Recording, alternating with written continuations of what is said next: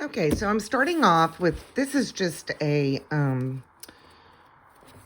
mixed media, here we go.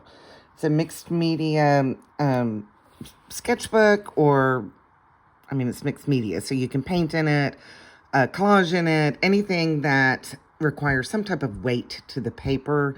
The paper is 98 pounds, and that's a pretty good, medium weight paper to support most any type of art.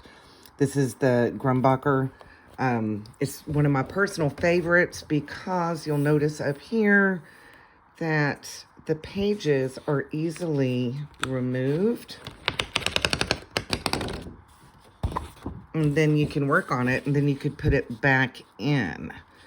That way, if you're wanting to create a collection of your experiments or your daily, art for, your personal entertainment, or part of your mental health support or self-care. Or if you're an artist and this is what you do to create ideas for future artworks. So today we're using just plain watercolors. I'm using a pan set. There's nothing special about this set at all. Not professional quality. Just some watercolors. I'm using a larger paintbrush. This is, I believe, an 8. Maybe, let me see if it's labeled. It's not labeled, but it really doesn't matter what size. It's just that the larger the paper, the larger the size for this type of project. I am going to start off by adding water to my paper. And it doesn't, there's no real rhyme or reason to this.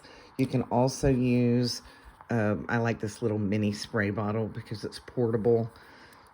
And I just fill it up when I need to, but I can also use it to spray. You could also use a larger, brush to do this. I want to make sure I get a complete coat. Okay. If you use, this makes the watercolor move across your page without a lot of effort on your part. Now, you'll also need to add water to your pan color. So I just used my squirt bottle and squirted water on them. I did that prior to starting. So I've loaded my brush, and I do that simply by taking the sides of my brush like this. I don't ground in to the center. Then I can just start kind of tapping it on. You can see how that water that was on the paper starts moving it. A simple kind of rule of thumb with this, if you're wanting to create some type of cohesive balance, is to use sections of 3, 5, 7, that kind of thing. For something like this, 3 is fine, because we're going to be using this in a future project. So I'm just kind of dabbing in the color.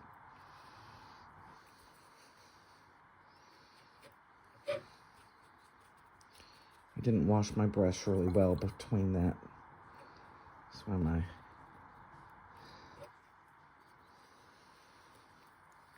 So I'm really liking the way this yellow's turning out. I'm gonna make it more of a predominant color.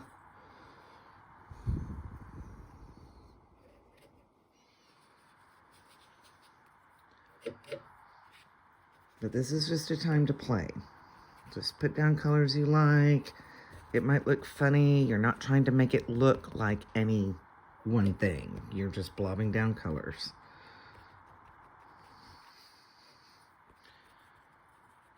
This is a good way to try out different color combinations. What happens when 2 different colors blend. I just dabbed in that to see what would happen. One of my favorite combinations is the yellow and magenta, because it makes a pretty nice orange color. Now don't forget, you can also take your paper and really make the colors move. Now when it's wet like this, it does take a while to dry, which for this case is good because you don't want it to dry too fast. This is the salt that I had. You can use regular standard salt. This is what I used. This is a little coarser, so it's going to create a little larger. Now, some of you may have already played with this, either in elementary school or in high school. What the salt does, you can see it's already pulling up color in some areas, but we have to let this dry.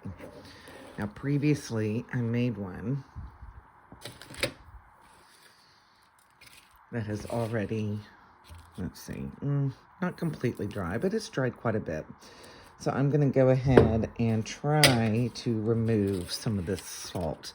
When it's really dry, the salt's easy. You just take it and you hit it like that. Mine is not. So really, I don't want to brush it off because that will distort the texture. Do you see how the texture's being created by the water, the color being soaked up and out?